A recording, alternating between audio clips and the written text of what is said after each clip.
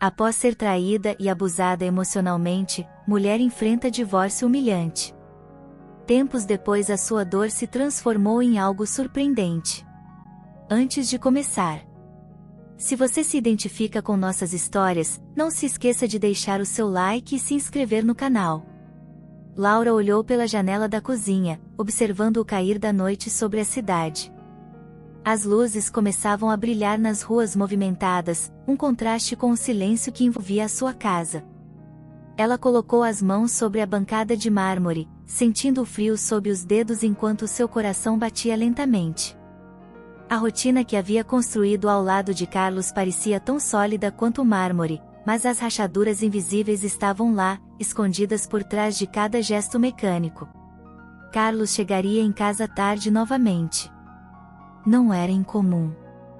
Ele sempre alegava reuniões intermináveis, viagens de negócios, a pressão de ser um empresário bem-sucedido. Mas Laura sabia que não era apenas o trabalho que o mantinha longe.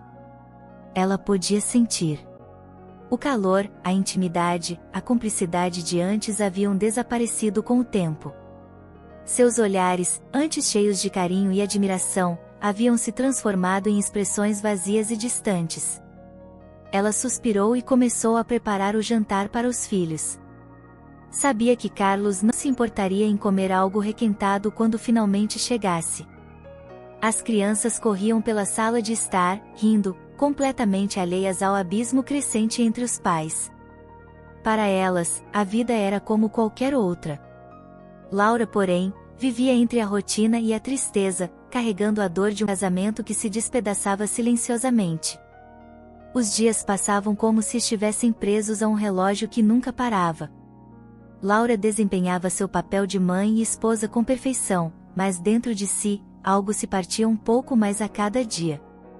Ela sabia que havia perdido mais do que a atenção de Carlos. Perder a si mesma. Naquela noite, quando Carlos finalmente chegou, Laura já estava deitada. Ele entrou no quarto sem fazer barulho, tirou o paletó e o jogou descuidadamente sobre a cadeira. Laura, de olhos fechados, ouvia cada movimento, o coração acelerado. A ausência de carinho e de palavras gentis há muito tempo se tornará parte da rotina. Mas aquela noite seria diferente. Assim que Carlos entrou no banheiro, Laura, impulsionada por um instinto que não podia mais ignorar, pegou o celular dele que estava sobre a cômoda. O dedo tremia enquanto desbloqueava a tela, e sua respiração ficou presa no peito quando viu as mensagens. O nome dela estava lá. Uma mulher que Laura nunca ouvira mencionar, mas cujas palavras na tela revelavam o que ela mais temia: traição. Você foi incrível hoje, lia-se uma mensagem. Outra dizia: mal posso esperar para te ver de novo amanhã. A dor atingiu Laura como uma onda gelada, mas também com uma clareza que ela nunca havia sentido. Era como se finalmente, tudo fizesse sentido.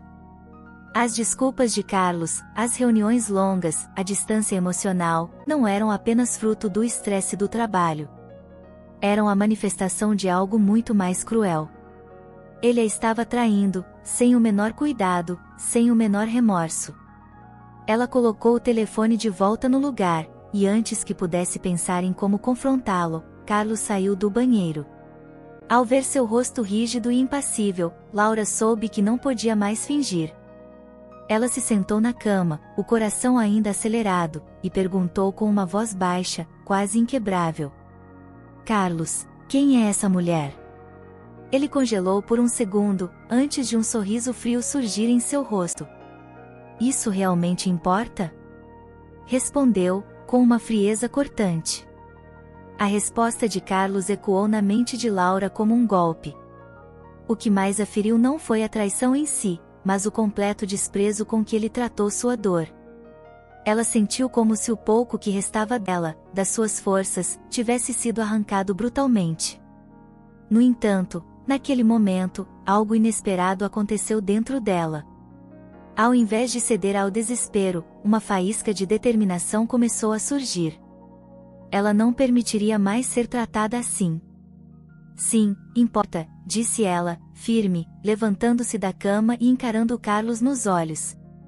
Importa porque você destruiu o que restava do nosso casamento. Carlos deu de ombros, como se o peso de suas ações fosse insignificante. Laura, você sabia que isso ia acontecer. Nós estamos há anos assim, ele falava como se estivesse justificando algo banal, algo esperado.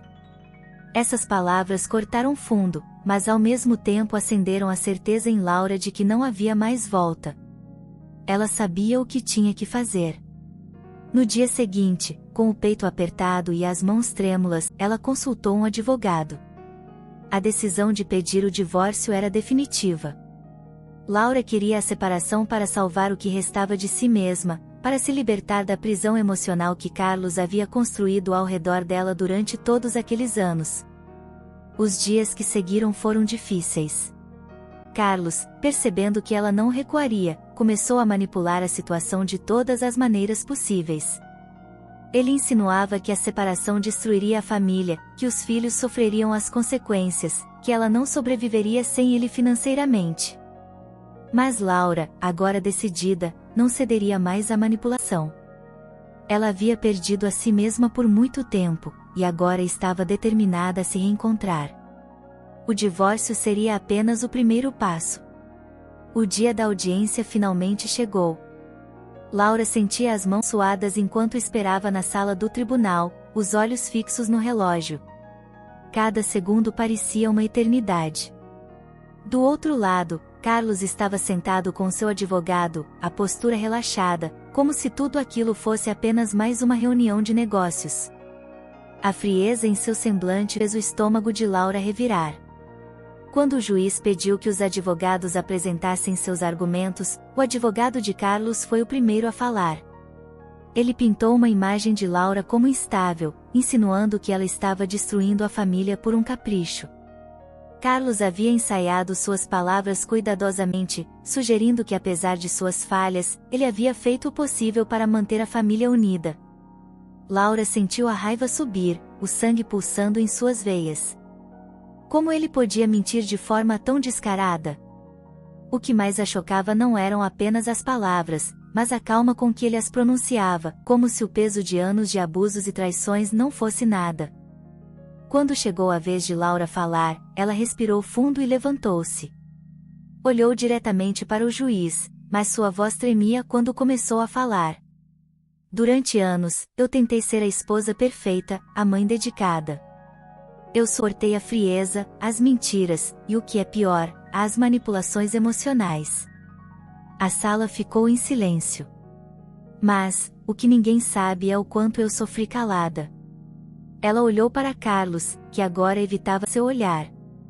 Eu fui traída, diminuída e desvalorizada em todos os aspectos da minha vida. Eu me perdi nesse casamento, e o único caminho para me reencontrar foi dizer basta. As palavras saíram com uma força que Laura não sabia que tinha.